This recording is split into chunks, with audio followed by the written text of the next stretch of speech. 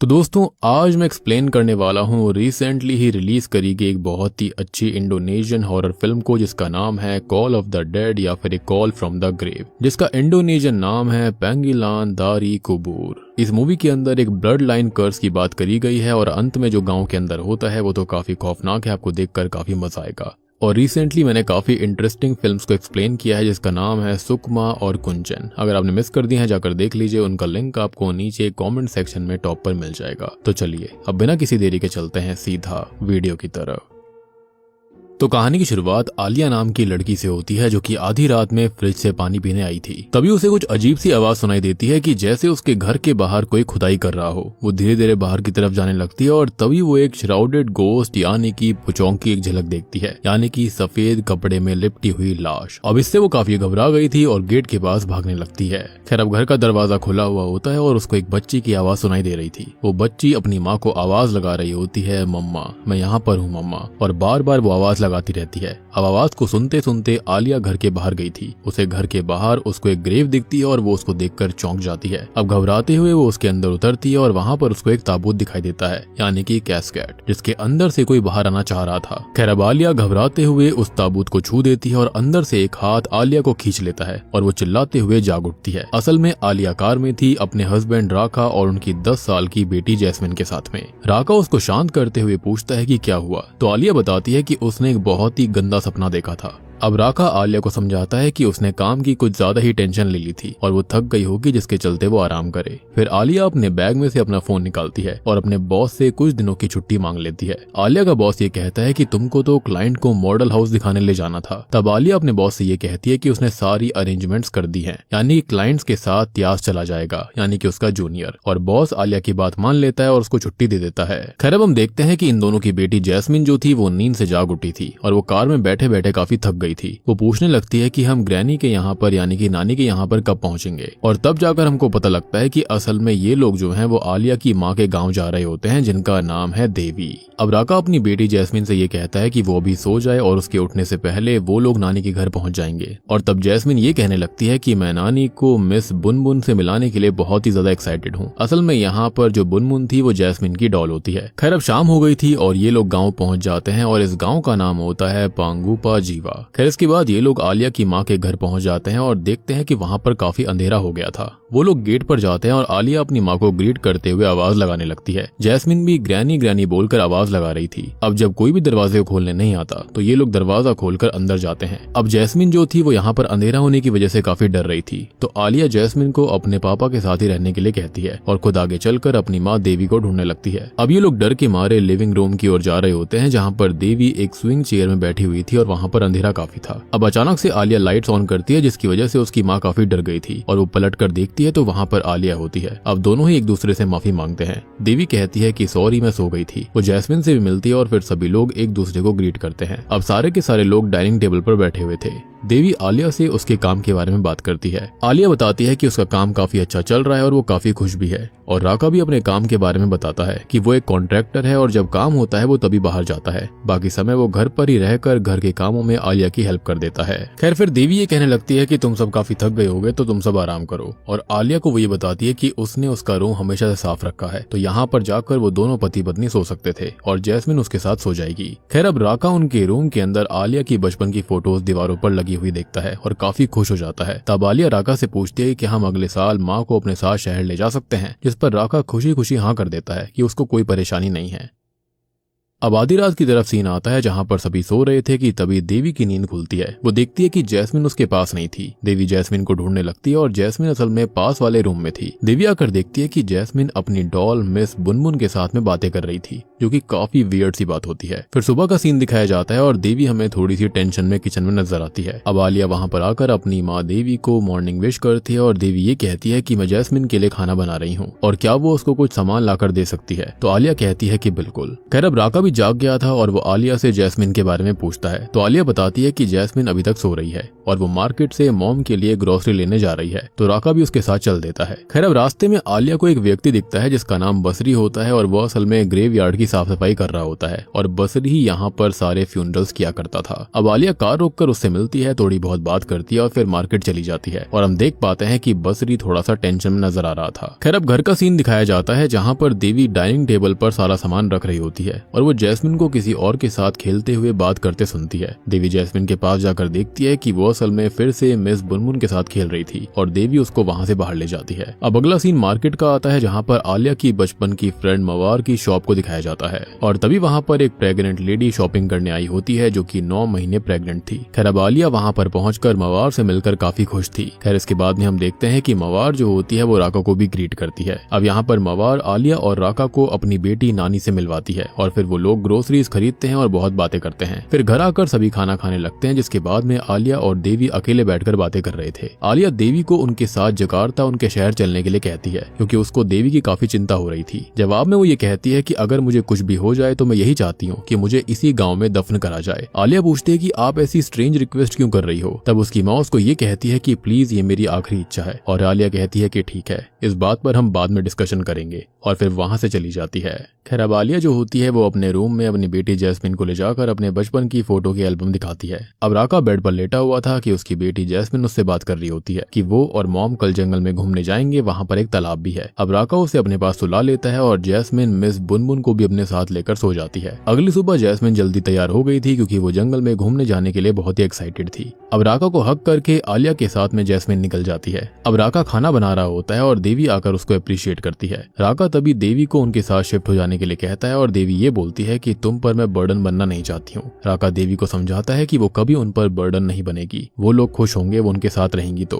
लेकिन देवी जो होती है ऑब्वियस रीजंस की वजह से उसे गांव के अंदर ही रहना पसंद था। अब राका जो होता है वो अपनी सास से रिक्वेस्ट करने लगता है कि वो उनके साथ चलें। देवी यहाँ पर राका से ये कहती है कि वो सोचकर बताएंगी और फिलहाल वो थोड़ा रेस्ट करने जा रही हैं। तभी दूसरी ओर हम आलिया और जैस्मिन को जंगल में घूमते हुए देखते हैं। वो गाना गाते हुए एंजॉय कर रहे थे कि तभी आलिया को उसके कलीग त्यास का कॉल आ जाता है क्योंकि उसको काम से रिलेटेड कुछ बात करनी थी। आलिया कॉल पर व्यस्त हो जाती है कि इतने में ही जैस्मिन उससे दूर चली गई थी। आलिया को जैस्मिन कहीं पर भी नजर नहीं आती तो वो उसको आवाज लगाने लगती है पर कोई भी रिस्पॉन्स नहीं मिलता। वो कॉल काट कर जैस्मिन को ढूंढने लगती है और उसको चिल्लाकर आवाज लगाती है लेकिन जैस्मिन कहीं पर भी नहीं मिल रही थी। तभी आलिया तालाब किनारे जैस्मिन को ढूंढती हुई जोर से उसके नाम को चिल्लाती है पर जैस्मिन कहीं पर भी नहीं मिलती और फिर उसे तालाब के किनारे पर जैस्मिन की वो डॉल मिलती है। आलिया डॉल को बाहर निकालती है और थोड़ी ही दूर पर जैस्मिन की लाश पानी के ऊपर आ गई थी। जी हाँ, यानी कि जैस्मिन खत्म हो गई। आलिया पानी में कूदकर जैस्मिन को बाहर निकालती है और टेंशन में रोते हुए हेल्प के लिए चिल्लाने लगती है लेकिन वहां पर कोई नहीं आता।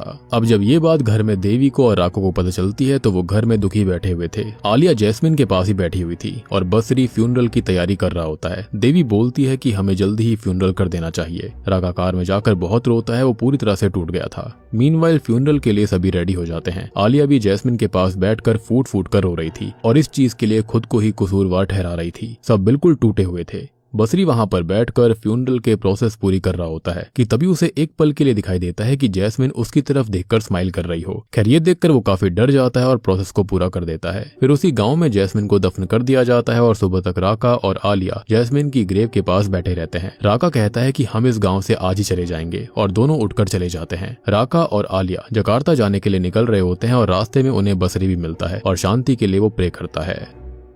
खैर अब देवी अपने घर पर अकेली बैठकर अपनी माँ की बातों को याद कर रही थी कि जब तुम खत्म होगी तो इसी गांव के अंदर दफन हो जाओगी। खैर अचानक से देवी को एक आवाज आने लगती है और वो उसके सामने सफेद कपड़े में लिपटी हुई लाश को देखती है, यानी कि पुचोंग को देखती है। खैर अब वो डर कर ऊपर वाले को याद करने लगती है और ये कहती है कि मे गॉड फॉरगिव अस। अब अगले सीन में बसरी ग्रेवयार्ड में शाम के वक्त आता है और उसको वहां पर वो लाश दिखाई देती है और वो उसके सामने आ जाती है, उसको घूरती है। बसरी कहता है मे गॉड फॉरगिव अस। अब वो देवी के पास जाकर इस बारे में डिस्कशन करता है और देवी उसको बताती है कि सेम हादसा उसके साथ भी हुआ है और दोनों कुछ करने का प्लान करते हैं। खैर अब अगला सीन आलिया के घर का होता है जहाँ पर ये दोनों ही घर पहुंच गए थे और जैस्मिन का रूम बिल्कुल खाली देखकर वो फूट फूट कर रोने लग जाते हैं और वहां से बाहर चले आते हैं। और तभी हम देखते हैं कि मिस बुनमुन डॉल ऑलरेडी जैस्मिन के रूम के अंदर रखी हुई थी। राका जैस्मिन की फोटो देखकर रो रहा होता है और वो आलिया पर चिल्लाने लगता है और पूछता है कि तुम्हारे लिए कॉल इतना जरूरी था कि तुमने अपनी बेटी का ध्यान तक नहीं रखा और तुम बहुत ही ज्यादा सेल्फिश लड़की हो और अब तुमको जॉब करने की भी जरूरत जरूरत नहीं है और वो उसके ऊपर बहुत चिल्लाकर चला जाता है। अगली सुबह आलिया घर से निकलती है। राका चुपचाप बैठा होता है। आलिया के जाने के बाद उसे मिस बुनबुन मिलती है और आलिया अपने साइकोलॉजिस्ट के पास जाकर उसको सारी दिक्कतें बताती है। साइकोलॉजिस्ट उसको सजेस्ट करती है कि उन दोनों को मिलकर इस टेंशन से डील करना चाहिए और एक दूसरे को हील करने में हेल्प करनी चाहिए, क्योंकि इसमें दोनों की ही गलती नहीं थी। सबसे बड़ी बात कि ऐसा किसी की बच्ची के साथ हो जाए, ऐसा कोई भी नहीं चाहेगा। खैर, उसकी बात मानकर आलिया राका से बात करने घर आती है। तब राका गुस्से में आलिया से पूछता है कि मिस बुनबुन को वो यहाँ पर क्यों लेकर आई है और हमने डिसाइड किया था कि इसे हम जैस्मिन की ग्रेव पर ही छोड़ कर आएंगे। तब आलिया शॉक्ड होते हुए कहती है कि वो इसको लेकर नहीं आई है और वो तो इसको पहली बार देख रही है। और राका आलिया पर यकीन नहीं करता। उसे लग रहा था कि आलिया ही इस डॉल को यहाँ पर लेकर आई थी, बेसिकली राका को मॉक करने के लिए। अब राका यहाँ पर अपनी बीवी से नफरत सी करने लगा था। खैर, अगले सीन में हमें जैस्मिन की ग्रेव दिखाई जाती है जिससे मिट्टी हट गई थी और जैस्मिन एक डीमन बनकर बाहर निकल आई थी। फिर हमें वो प्रेग्नेंट लेडी दिखाई जाती है जो कि ग्रोसरी स्टोर पर मिली थी और उसको काफी दर्द हो रहा था और उसको बेबी होने वाला होता है। उसका हस्बैंड डॉक्टर को बुलाने जाता है कि तभी वहां पर जैस्मिन आ जाती है जो कि असल में डिमोनिक थी और उस औरत का पेट फाड़ कर उसको खत्म कर देती है। यानी कि यहाँ पर कुछ बहुत ही खतरनाक हो रहा था इस गाँव के अंदर। अब सीन चेंज होता है जहाँ पर आलिया अपने घर के वॉश बेसिन के सामने खड़ी हुई थी और चेहरा धो रही थी। आलिया जैसे ही अपने चेहरे पर पानी डालती है वो उसी तालाब के किनारे पर पहुंच जाती है जहाँ पर जैस्मिन खत्म हुई थी। तालाब के अंदर से उसे जैस्मिन की आवाज आ रही होती है कि mom please help me, mom please help me.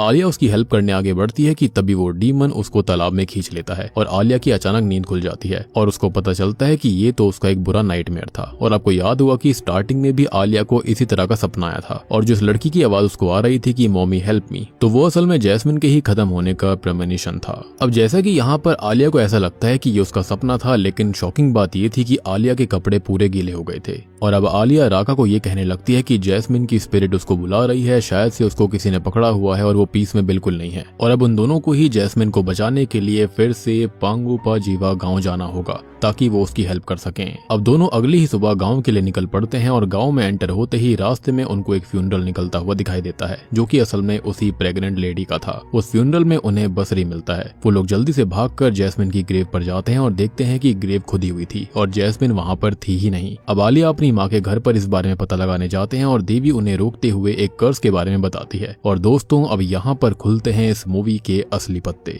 वो खुद के बचपन का एक हादसा बताती है। जब देवी 7 साल की थी तब यह हादसा हुआ था। वो बोलती है कि घर के बाहर सारे गांव वाले गुस्से में चिल्लाकर उसकी माँ को बुला रहे थे और सारे के सारे गांव वाले उनको जला देने की धमकी दे रहे थे। असल में गांव वालों को ऐसा लगता था कि वो एक डार्क शेमन है, यानी कि इंडोनेशियन मूवीज के अंदर डार्क शेमन वो होते हैं जो कि स्पिरिट से कांटेक्ट करते हैं या फिर काला जादू करते हैं। और इसकी वजह से असल में गाँव में बहुत सारे लोग खत्म हो रहे थे और इसलिए सारे गाँव वाले उसको खत्म करने आए थे, यानी कि देवी की माँ को। देवी की माँ घर से निकलती है और सबसे ये कहती है कि वो कोई डार्क शेमन नहीं है और अगर गाँव वालों को विश्वास नहीं है तो वो उसको खत्म कर सकते हैं, लेकिन उसकी ब्लड लाइन कभी खत्म नहीं होगी। और वो एक श्राप देती हैं कि अगर उनके आगे आने वाली पीढ़ी में से जो कोई भी इस गांव के अंदर दफन होगा वो कभी भी खत्म नहीं होगा और वो वापस लौट कर आएगा और फिर वो उसकी मौत का बदला लेगा उन गांव वालों से। और बस ये श्राप देकर वो गांव वालों के सामने ही खुद को खत्म कर लेती हैं। और तब जाकर इस मूवी का राज खुलता है कि असल में जैस्मिन फिर से जिंदा क्यों हो गई थी, क्योंकि उसको इसी गाँव के अंदर दफन कर दिया गया था। और अब बस इस गलती को ठीक करने का तरीका बसरी बताता है जो कि बहुत ही खतरनाक था। सो बेसिकली जैस्मिन जो है वो अपनी पर नानी की मौत का ही बदला यहाँ पर गांव वालों से ले रही थी। उसकी बॉडी को एक ऐसे डीमन ने पजेस किया था जो कि इस कर्स को यहाँ पर आगे बढ़ाएगा।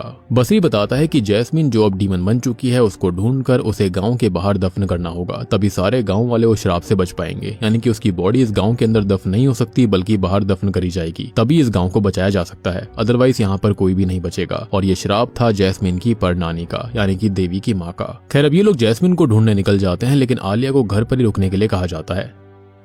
जैस्मिन गांव के लोगों को खत्म करने निकल जाती है और अब वो आलिया की फ्रेंड मवार और उसकी बेटी नानी के घर आ गई थी। अब नानी जो होती है वो बिस्तर पर ब्लैंकेट ओढ़कर चुपचाप बैठी हुई थी, जो कि मेरे ख्याल से सबसे ताकतवर चीज होती है। खैर, मवार उससे ये पूछती है कि क्या हुआ बेटा, तब वो उससे चुप रहने का इशारा करती है और वो उसके पास जाकर उसको फिर से पूछने पर बिस्तर के नीचे की ओर इशारा करती है। मवार बिस्तर के नीचे देखने के लिए धीरे से झुकती है और वो देखती है कि बिस्तर के नीचे नानी लेटी हुई थी और डरी हुई मवार जो होती है वो घबरा जाती है। नानी मेवार से कहती है कि ऊपर सेटन है हैं मॉम, और मेवार इससे बहुत डर जाती है और बहुत ज्यादा घबरा कर जैसे ही ऊपर देखती है तो जैस्मिन उसका गला दबाकर उसको खत्म कर देती है और उसके बाद उसकी बेटी नानी को भी। अब घर पर आलिया ऊपर वाले से प्रे कर रही होती है कि तभी उसे जैस्मिन की आवाज आती है कि मम्मा मम्मा, और अब आलिया उस आवाज के पीछे आकर्षित होकर जाने लगती है। उसको मिस बुनबुन मिलती है और उसको लेकर आलिया घर से बाहर चली जाती है। वो जैस्मिन की ग्रेव के पास आकर देखती है कि ताबूत के अंदर से कोई उसको आवाज लगा रहा था, हेल्प मांग रहा था, बिल्कुल उसके सपने जैसा। अब आलिया मन ही मन में अपनी बेटी जैस्मिन को आवाज लगाकर पुकारती है कि मैं आ गई हूँ बेटा, कहाँ पर हो तुम, मैं आ गई हूँ। तब एकदम से तेज हवा चलने लगती है और उसके बाल उड़ने लगते हैं।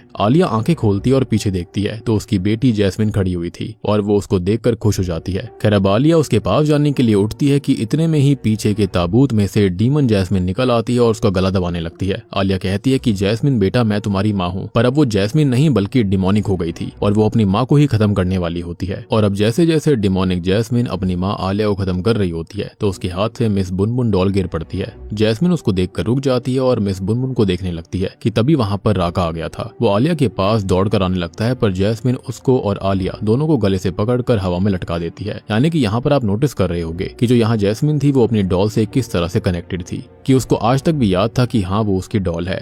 खैर तभी वहाँ पर बसरी और देवी भी आ जाते हैं और बसरी जैस्मिन के सामने गॉड की प्रेयर करने लगता है, उस पर एग्जॉर्सिज्म करने लगता है। जैस्मिन कमजोर होकर वहाँ से गायब हो जाती है और दोनों नीचे उतर आते हैं। अब आलिया रोते हुए जैस्मिन की ग्रेव की तरफ भागने लगती है तो राका उसे पकड़कर पीछे लाता है और सेव करता है। अब तभी जैस्मिन बसरी पर हमला कर देती है कि बसरी तभी जैस्मिन के सर पर हाथ रखकर ऊपर वाले का नाम लेने लगता है और प्रे करने लगता है, जिसकी वजह से जैस्मिन बेहोश हो जाती है। अब बसरी उठकर खड़ा हुआ ही था लेकिन इतने में ही जैस्मिन फिर से होश में आकर उसके ऊपर हमला कर देती है। बसरी फिर से उसके सर पर हाथ रखकर जोर जोर से कुरान पढ़ने लगता है, अल्लाह का नाम लेने लगता है और जैस्मिन के सर से एक धुआं निकलने लगता है, यानी कि जो डीमन था, जो कर्स था, वो वहां से चला गया था। अब अचानक से ही जैस्मिन बेहोश हो जाती है और सभी सेफ हो गए थे। ऑब्वियस सी बात है कि जैस्मिन यहाँ पर खत्म हो चुकी थी। उसको तो वो डिमोनिक कर्ज जो था वो जिंदा रख रहा था, वो भी बदला लेने के लिए गाँव वालों से। और जैसे ही ये कर्ज खत्म हुआ, डीमन वहां से चला गया तो उसके चलते ही यहाँ पर जैस्मिन पूरी तरह से खत्म हो गई थी, यानी कि फाइनली उसकी सोल जो थी वो रेस्ट इन पीस हो चुकी थी। खैर अब सभी लोग मिलकर दोबारा से जैस्मिन का प्रॉपर फ्यूनरल करते हैं और इस बार उसे गांव के घेरे से बाहर दफनाया गया था। अब यहाँ पर राका और आलिया अपनी बेटी की ग्रेव पर फाइनली मिस बुनबुन को भी रख देते हैं क्योंकि वो उसकी सबसे प्रिय थी, जिसके चलते यहाँ पर बहुत ही ज्यादा शॉकिंग और बहुत ही इमोशनल सीन्स आते हैं। अब इसके बाद में फाइनली यहाँ से राका और आलिया निकल गए थे क्योंकि उनको आइडिया लग गया था कि उनकी बेटी की आत्मा अब रेस्ट इन पीस हो चुकी है और उसको शांति भी मिल गई थी।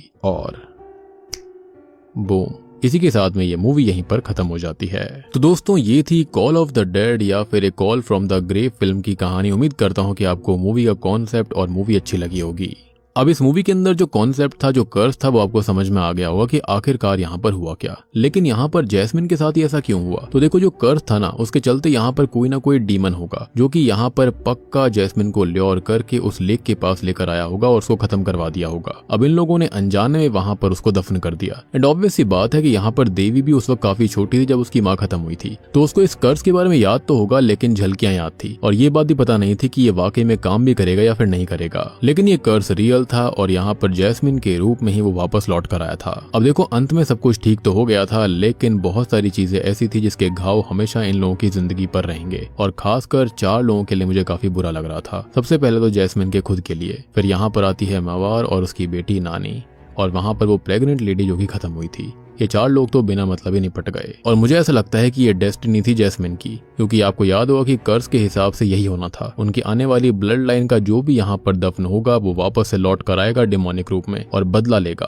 तो उम्मीद करता हूँ कि अब आपको फिल्म का कॉन्सेप्ट समझ में आ गया होगा, मूवी अच्छी लगी होगी। अच्छी लगी है तो वीडियो को लाइक कर दीजिए, चैनल के ऊपर नए हो तो सब्सक्राइब कर लो और भी इंटरेस्टिंग वीडियोस के लिए। और रिसेंटली मैंने एक बहुत ही बेहतरीन फिल्म को एक्सप्लेन किया है, इनकी सबने मिस कर दी है, जाकर देख लीजिए। उसका लिंक आपको नीचे डिस्क्रिप्शन पिन कमेंट में मिल जाएगा। मूवी का नाम है सुकमा और कुंचन, दोनों ही बेहतरीन इंडोनेशियन हॉरर मूवीज हैं। तो मैं आप सबको मिलता हूँ अगली वीडियो के साथ में, तब तक के लिए